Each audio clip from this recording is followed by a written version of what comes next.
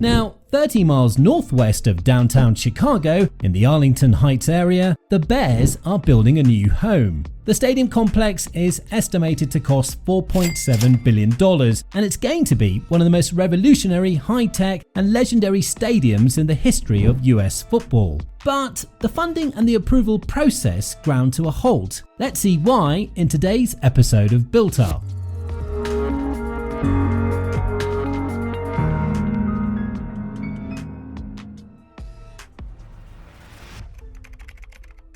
The whole idea of a new Bears stadium has been brewing for a while, but things really started to take shape in the last few years. Look, Soldier Field has history, but it's also the smallest stadium in the NFL, only about 61,000 seats. Compare that to places like the AT&T Stadium, home of the Cowboys, with over 80,000 seats, and you see why the Bears feel like they're missing out. More seats, more ticket sales, more revenue, and a better game day atmosphere. Soldier Field got a major renovation in 2003, but even that feels old now. New stadiums have massive video boards, high-end lounges, VIP experiences, and retractable roofs. Basically, all the bells and whistles that make going to a game feel like a premium experience. Soldier Field, it's got history, but it's lacking that wow factor modern fans and players expect. Because Soldier Field is open air and in Chicago, hello winter, it'll never host a Super Bowl or the NCAA Final Four, two of the biggest sporting events in the world. The NFL loves domed or warm weather stadiums for the Super Bowl, and right now, Soldier Field just doesn't make the cut. A new enclosed stadium, that changes the game. That's why the Bears are pushing for a new stadium. It's about size, modernization, and bringing big-time events to Chicago. So, the Chicago Bears tapped Makeover architecture to design their massive $4.7 billion stadium project on the lakefront.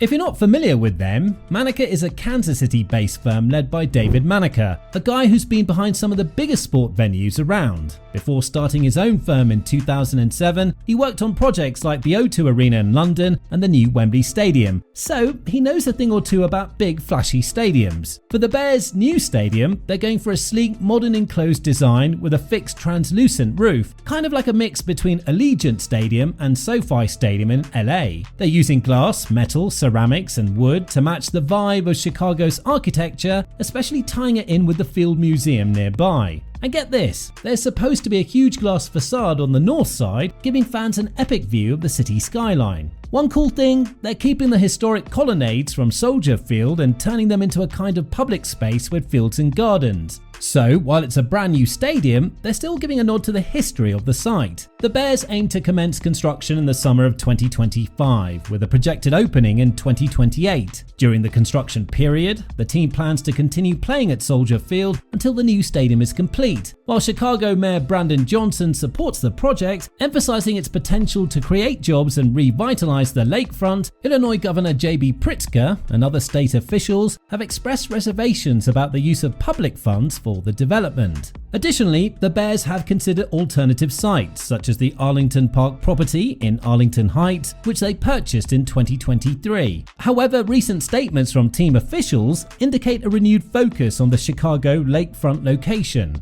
Long story short, this isn't just another stadium, it's a statement piece. And with Makeover's track record, it's going to be one of the most impressive venues in the NFL, if it all goes through of course. But how does the new stadium compare to the old one? Well, before we move on to the next section, please don't forget to subscribe if you like the video so far. Soldier Field seating is pretty basic. It's small and cramped in a lot of sections, and depending on where you sit, the view isn't always the best. It gets the job done, but comfort isn't really its strong suit. In contrast, the new stadium would have modern, spacious seating that's much more comfortable. You'd have premium seats, reclining options, and extra legroom, designed to give fans the best views and experience. When it comes to food, Soldier Field has the usual stadium fare: hot dogs, pretzels, and nachos. It's fine, but nothing special. The new stadium, it's going to offer gourmet food with a lot of options. Expect local Chicago favorites, upscale food courts, craft beers, and even high-end restaurants. So no more settling for just a hot dog when you can have something way better. In terms of technology, Soldier Field is a bit outdated. The video boards are small, and while you get some replays, it's not exactly high tech. The new stadium would have huge video boards, tons of interactive tech, and fast Wi-Fi so you can stream and stay connected easily. It's definitely going to be a more immersive experience. In addition, bathrooms at Soldier Field are also a bit of a pain. They can be crowded and outdated, and the lines can get pretty long. The new stadium would have modern, spacious bathrooms with family restrooms and private suites. No more waiting forever when you need to go.